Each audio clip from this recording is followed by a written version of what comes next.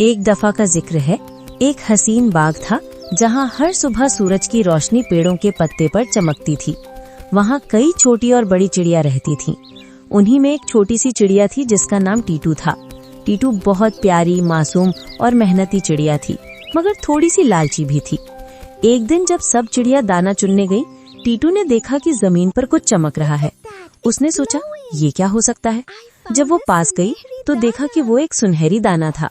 दाना इतना खूबसूरत था कि लगता था जैसे सूरज ने खुद उस पर रोशनी डाली हो।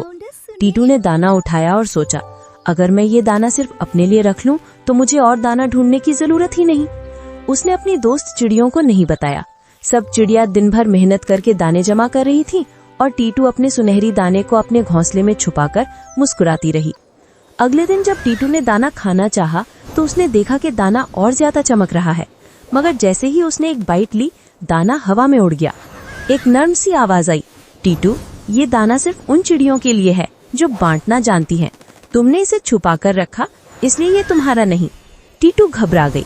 उसने सोचा कि शायद ये कोई जादू का दाना था। वो रोती हुई अपनी दोस्तों के पास गई और सब कुछ बता दिया। पहले सब चिड़ियां हंसने लगीं, फिर उन्होंने कहा, टीटू, अगर तुम पहले हमें बताती और सब मिलकर दाना बांटते तो शायद वो दाना हम सबके लिए बरकत बन जाता। टीटू ने शर्मिंदा होकर कहा, मैं गलत थी। आज मुझे समझ आया कि असल खुशी चीज छुपाने से नहीं, बांटने से मिलती है। उसी वक्त आसमान से एक चमकदार रोशनी आई और सुनहरी दाना फिर से टीटू के सामने आ गया। इस बार आवाज आई, टीटू, तुमने अपनी गलती मान ली।